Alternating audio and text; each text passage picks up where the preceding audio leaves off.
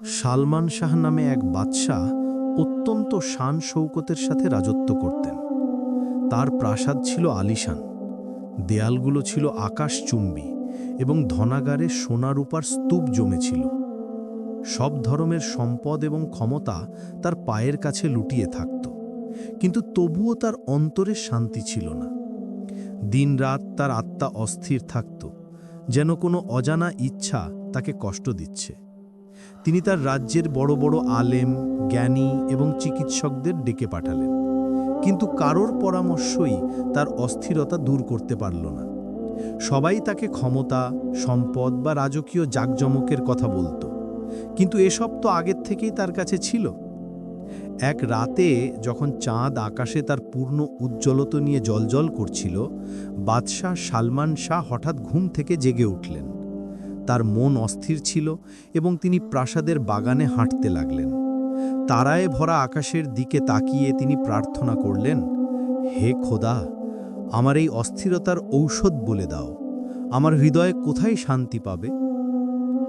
তখনই এক খাদেম এসে খবর দিল যে প্রাসাদের কাছে এক ফকির বসে আছেন, যিনি দাবি করছেন যে তার কাছে বাদশাহর অস্থিরতার উত্তর আছে। বাদশাহ অবাক হলেন। এক ফকির, যার না আছে সম্পদ, না আছে জাঁকজমক, সে কি জানবে যা বড় বড় জ্ঞানীরা বুঝতে পারলেন না? কিন্তু তার অস্থির মন তাকে বাধ্য করল। তিনি হুকুম দিলেন ফকিরকে প্রাসাদে নিয়ে আসার জন্য। ফকিরের নাম ছিল হযরত ইউসুফ, এক সাধারণ পোশাক পরা মুসাফির, যার কাপড় ছিল ময়লা এবং ছেঁড়া, কিন্তু তার চেহারা ছিল নুরানি এবং চোখ শান্তিতে ভরা। তিনি বাদশাহকে বললেন, হে বাদশাহ, আমি একজন মুসাফির, কিন্তু আমার কাছে একটি উত্তর আছে যা তোমার অস্থিরতা দূর করতে পারে। যদি তুমি সত্যি শুনতে চাও, তবে কাল আমাকে বাগানে একা ডেকে পাঠিও। বাদশাহ রাজি হলেন এবং ফকির চলে গেলেন। সেই রাতে বাদশার প্রথমবারের মতো তার হৃদয়ে শান্তির এক হালকা আভাস অনুভব করলেন। তার বিশ্বাস হতে লাগল যে হয়তো এই ফকির তার জীবন বদলে দেবে। সকালে সূর্যের কিরণ প্রাসাদকে আলোকিত করল এবং বাদশাহ অধীর আগ্রহে ফকিরের সাথে দেখা করার জন্য তৈরি হলেন। বাগানে হযরত ইউসুফ আগে থেকেই উপস্থিত ছিলেন, একটি গাছের নিচে আরামদায়ক ভঙ্গিতে বসেছিলেন। তার চেহারা উজ্জ্বল ছিল এবং চোখে শান্তির আভা ছিল।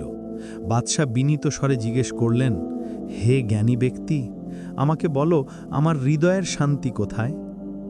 হযরত ইউসুফ দীর্ঘশ্বাস নিয়ে বললেন, বাদশাহ নামদার, শান্তির পথ জানার আগে এটা বোঝা জরুরি যে অস্থিরতা কোথা থেকে আসে। তুমি বলো, তোমার মনে কি কখনো কারোর সাহায্য করার বা কারো কষ্ট ভাগ করে নেবার ইচ্ছা জেগেছে? বাদশাহ লজ্জিত হয়ে মাথা নিচু করলেন। তিনি বললেন, আমি আমার সারা জীবন নিজের ক্ষমতা, সম্পদ এবং শান শৌকত নিয়েই ভেবেছি। আমার কখনো মনে হয়নি যে কারোর সাহায্য করাও শান্তির মাধ্যম হতে পারে। ফকির মুচকি হেসে বললেন, এটাই তোমার অস্থিরতার কারণ। তুমি তোমার সম্পদ এবং ক্ষমতাকে নিজের সত্তার মধ্যেই সীমাবদ্ধ রেখেছ। আসল শান্তি অন্যের সেবার মধ্যে লুকিয়ে আছে। বাদশাহ ফকিরের কথা মনোযোগ দিয়ে শুনলেন, কিন্তু তার মন এখনো পুরোপুরি মানতে পারছিল না। তিনি প্রশ্ন করলেন, শুধুমাত্র অন্যের সাহায্য করলেই কি শান্তি পাওয়া যায়? উত্তরে হযরত ইউসুফ একটি গল্প শোনালেন। একবার এক মুসাফির একটি বস্তি দিয়ে যাচ্ছিলেন। সেখানকার মানুষ না খেয়ে মরছিল এবং কেউ কারো সাহায্যে এগিয়ে আসছিল না। মুসাফির নিজের রুটি বের করে বস্তির সবচেয়ে দুর্বল ব্যক্তিকে দিয়ে দিলেন। পরের দিন বস্তির লোকেরা তার এই মহানুভবতা দেখে অনুপ্রাণিত হয়ে একে অপরের সাহায্য করতে শুরু করল। দেখতে দেখতে সেই বস্তি সমৃদ্ধ হয়ে উঠল এবং মুসাফির এক অনাবিল শান্তি লাভ করলেন। গল্পটি বাদশার হৃদয় স্পর্শ করল, কিন্তু তার মন এখনও দ্বিধান্বিত ছিল। তিনি বললেন, এসব শোনা সহজ, কিন্তু আমি কিভাবে বিশ্বাস করব যে এটি আমার জন্য কার্যকরী হবে? ফকির উত্তর দিলেন, যদি তোমার বিশ্বাস না হয়, তবে আমার সাথে চলো। তোমার মুকুট এবং রাজকীয় পোশাক খুলে একজন সাধারণ মানুষের মতো মানুষের মাঝে যাও। তাদের কষ্টগুলো দেখো, তখন তুমি নিজেই বুঝতে পারবে শান্তি কোথায়। এটি বাদশার জন্য একটি বড় চ্যালেঞ্জ ছিল, কিন্তু তিনি সিদ্ধান্ত নিলেন যে তিনি এই পরীক্ষায় উত্তীর্ণ হবেন। পরের দিন সকালে তিনি তার রাজকীয় পোশাক খুলে ফেললেন এবং হযরত ইউসুফের সাথে একজন সাধারণ মানুষের মতো নিকটবর্তী গ্রামের দিকে রওনা হলেন। পথে পাহাড়, ক্ষেত এবং কাঁচা রাস্তা দেখে বাদশাহ অবাক হলেন।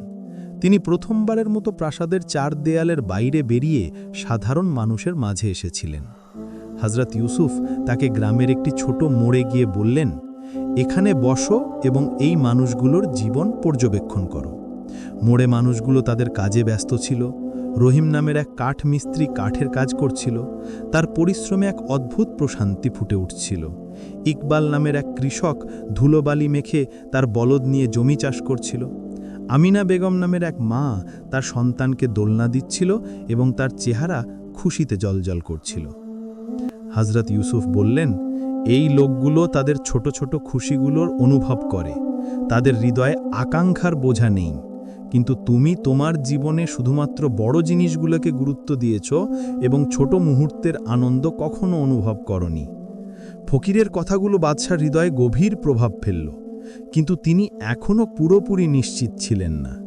এরই মধ্যে ফাতেমা নামের এক গরিব মহিলা মোড়ে এলো। তার কাপড় ছেঁড়া ছিল এবং চেহারা ছিল দুশ্চিন্তাগ্রস্ত। সে মানুষের কাছে সাহায্য চাইছিল, কিন্তু কেউ তার দিকে মনোযোগ দিচ্ছিল না। বাদশার মন গলে গেল। তিনি পকেট থেকে কিছু মুদ্রা বের করে ফাতেমাকে দিলেন। মহিলার চোখে আনন্দের অশ্রু চলে এলো এবং সে বাদশাকে অনেক দোয়া দিল। বাদশা প্রথমবারের মতো নিজের হৃদয়ে এক অদ্ভুত প্রশান্তি অনুভব করলেন।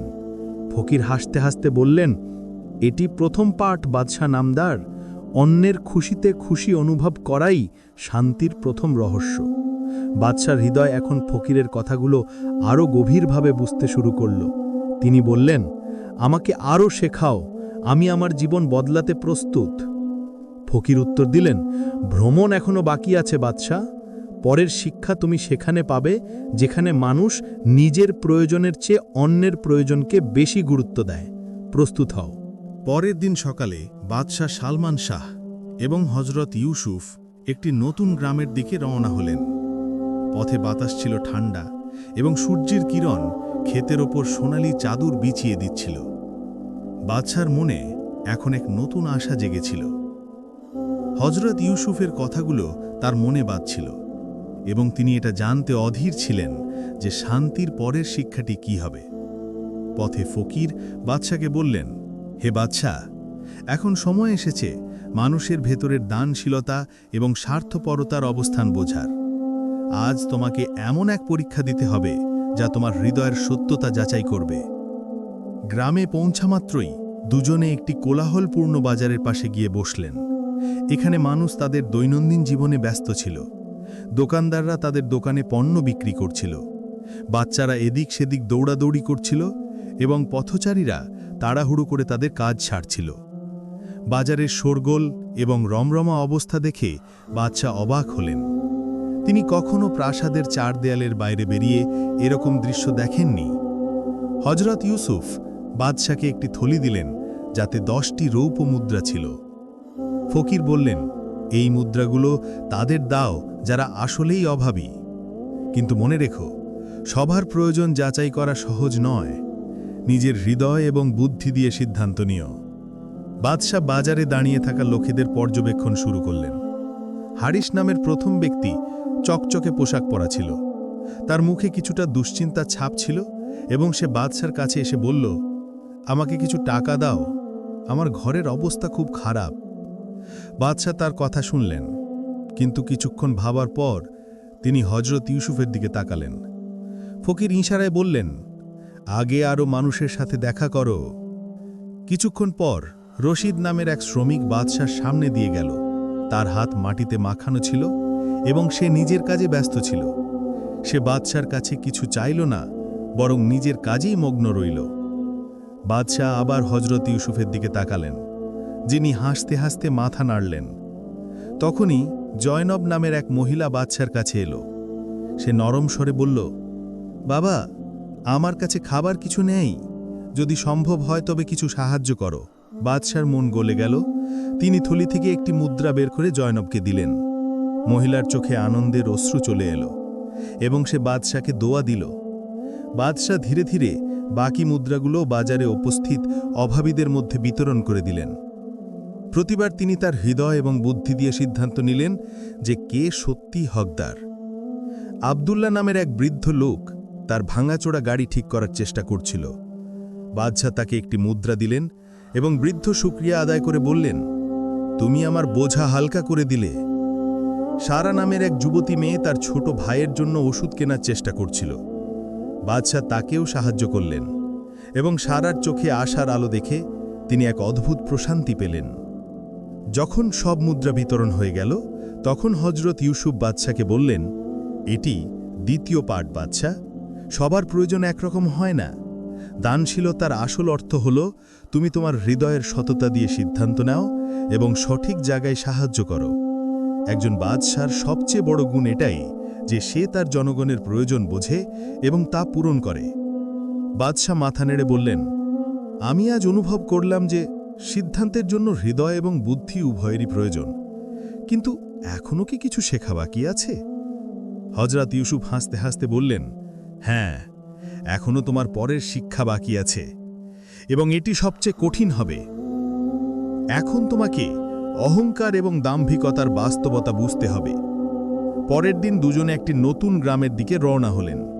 এই গ্রামটি ছিল সবুজ শ্যামল এবং সেখানে একটি বড় বাগান ছিল, যার মালিক ছিল নাসির খান, একজন অহংকারী এবং আত্মকেন্দ্রিক ব্যক্তি। বাদশাহ এবং হজরত ইউসুফ বাগানের কাছে পৌঁছাতেই নাসির খান তার দম্ভ দেখিয়ে বলল, এটি আমার বাগান, এখানে যা কিছু আছে সব আমার পরিশ্রম এবং যোগ্যতার ফল। হজরত ইউসুফ নম্রস্বরে জিজ্ঞেস করলেন, তুমি কি এই গাছগুলো নিজে লাগিয়েছ? তুমি কি এই ফলগুলো নিজে ফলিয়েছ? নাসির খান একটু অবাক হয়ে বলল, আমি আমার চাকরদের হুকুম দিয়েছিলাম, তারা এই বাগান তৈরি করেছে, কিন্তু সব কিছুর মালিক আমি। হজরত ইউসুফ চুপচাপ একটি শুকিয়ে যাওয়া গাছের দিকে ইশারা করে বললেন, জীবনের বাস্তবতা এই গাছটির মতো। অহংকারী লোকেরা মনে করে তারা সব কিছু নিয়ন্ত্রণে রাখতে পারে, কিন্তু প্রকৃতির সিদ্ধান্তই সবচেয়ে বড়। বাদশাহ এই কথা শুনে গভীর চিন্তায় পড়ে গেলেন। তিনি ফকিরকে জিজ্ঞেস করলেন, অহংকার কি শুধু ধনীদের রোগ? হজরত ইউসুফ উত্তর দিলেন, না, অহংকার যে কোনো অবস্থানে আসতে পারে। এমনকি একজন বাদশাহ অহংকারের শিকার হতে পারেন যদি তিনি মনে করেন যে তার কারো নির্দেশনার প্রয়োজন নেই। ফকির বাদশাকে আরও একটি পরীক্ষা দেওয়ার সিদ্ধান্ত নিলেন। তারা একটি ছোট গ্রামে গেলেন যেখানে হালিমা নামের এক বৃদ্ধা বাস করতেন। হালিমার কাছে মাত্র 2টি রুটি ছিল, কিন্তু তিনি তার মধ্যে একটি রুটি বাদশাহ এবং ফকিরকে দিতে চাইলেন। বাদশাহ বললেন, এই মহিলা এত দুর্বল, তার নিজের জন্য রুটিগুলো রাখা উচিত। হজরত ইউসুফ হাসতে হাসতে বললেন, এটি দানশীলতার পরীক্ষা নয়, বরং তোমার অহংকারের পরীক্ষা। কখনো কখনো দুর্বল লোকেরাও বিশাল হৃদয়ের অধিকারী হয় এবং এটাই অহংকারকে মুছে দেয়। বাদশাহ বুঝতে পারলেন যে তিনি হালিমা বীর মহৎ আত্মাকে বুঝতে পারেননি। তিনি সঙ্গে সঙ্গে ফকিরের কাছে ক্ষমা চাইলেন এবং বললেন, আমি আজ পর্যন্ত অহংকারের পর্দায় জীবন কাটিয়েছি, কিন্তু আজ আমি প্রকৃত স্বাধীনতাকে চিনলাম। হজরত ইউসুফ তাকে দোয়া দিলেন এবং বললেন, তোমার অন্তরে যে আলো জেগেছে তা তোমাকে একজন সফল বাদশা বানাবে, কিন্তু এখনও একটি শেষ পাঠ বাকি আছে। হজরত ইউসুফ এবং বাদশাহ সালমান শাহ তাদের শেষ গন্তব্যের দিকে রওনা হলেন। এটি ছিল একটি উঁচু পাহাড়ের চূড়া, যেখান থেকে পুরো শহর দেখা যেত। পথে বাতাসে হিমেল পরশ ছিল এবং আকাশে তারা মিটমিট করছিল। বাদশার মন এখন আগের চেয়ে অনেক হালকা ছিল। হজরত ইউসুফের নির্দেশনা তাকে জীবনের এক নতুন দৃষ্টিভঙ্গি দিয়েছে। তিনি জানতে অধীর ছিলেন যে শেষ শিক্ষাটি কি হবে। পথে ফকির বললেন, বাদশাহ, এটি তোমার শেষ পরীক্ষা। এই চূড়ায় তোমাকে বুঝতে হবে যে একজন শাসকের সবচেয়ে বড় গুণ কি। পাহাড়ের চূড়ায় পৌঁছানোর পর তারা মুসা খান নামের এক বৃদ্ধ মেষপালককে দেখলেন। তিনি তার ভেড়া চড়াচ্ছিলেন। তার সাদাসিধে জীবন এবং চেহারায় প্রশান্তির আভা দেখে বাদশাহ অবাক হলেন। হজরত ইউসুফ বাদশাকে ইশারা করলেন মেষপালকের সাথে কথা বলার জন্য। বাদশাহ বিনীতভাবে জিজ্ঞেস করলেন, হে মুসা খান, এই সাধারণ জীবনে তুমি কিভাবে শান্তি পাও? মুসা খান হাসতে হাসতে উত্তর দিলেন, এই ভেড়াগুলো আমার পরিবার। আমি এদের খেয়াল রাখি এবং বিনিময়ে এরা আমাকে ভালোবাসা ও শান্তি দেয়। এই সম্পর্কই আমার খুশির রহস্য। তার কথায় সরলতা এবং বাস্তবতা ছিল যা বাদশার হৃদয় ছুঁয়ে গেল। হজরত ইউসুফ বাদশাকে বললেন, লক্ষ্য করো বাদশাহ, একজন মেষপালক এবং বাদশার মধ্যে খুব একটা তফাত নেই। মেষপালক তার ভেড়ার খেয়াল রাখে আর একজন বাদশাহ তার জনগণের। কিন্তু যদি মেষপালক তার ভেড়ার কথা ভুলে যায় তবে তারা ছত্রভঙ্গ হয়ে যায়। একইভাবে যদি একজন বাদশাহ তার জনগণকে উপেক্ষা করে তবে তার রাজত্ব শেষ হয়ে যায়। বাদশাহ দীর্ঘশ্বাস নিলেন এবং ফকিরের কথাগুলো নিয়ে ভাবতে লাগলেন। তিনি বললেন, আমি আমার জীবনে ক্ষমতা এবং জাঁকজমককেই রাজত্বের উদ্দেশ্য মনে করতাম, কিন্তু আজ আমি বুঝতে পারলাম যে আসল রাজত্ব সেবার মধ্যে নিহিত। হজরত ইউসুফ হাসতে হাসতে বললেন, সত্য বলেছ বাদশাহ। একজন বাদশাহ তিনি, যিনি তার জনগণের সেবা করেন, তাদের দুঃখ কষ্ট বোঝেন এবং নিজের ক্ষমতাকে তাদের মঙ্গলের জন্য ব্যবহার করেন। পাহাড়ের চূড়া থেকে নিচে নামার সময় বাদশার মন এখন পরিষ্কার ছিল। তিনি হজরত ইউসুফকে বললেন, হে পথপ্রদর্শক, তুমি আমাকে জীবনের সবচেয়ে বড় শিক্ষা দিয়েছ। আমি আজ পর্যন্ত আমার প্রাসাদের 4 দেয়ালে বন্দী ছিলাম, কিন্তু এখন আমি আমার জনগণের মাঝে যাব এবং তাদের জীবনকে বুঝব। ফকির তাকে দোয়া দিলেন এবং বললেন, তুমি এখন একজন প্রকৃত বাদশাহ হওয়ার পথে আছো। যাও এবং তোমার রাজ্যকে শান্তি ও সমৃদ্ধিতে ভরিয়ে দাও। বাদশাহ সালমান শাহ যখন তার প্রাসাদে ফিরলেন তখন তার শাসনের ধরন পুরোপুরি বদলে গেল। তিনি তার ধনাগার খুলে দিলেন এবং তার জনগণের মঙ্গলের জন্য কাজ শুরু করলেন।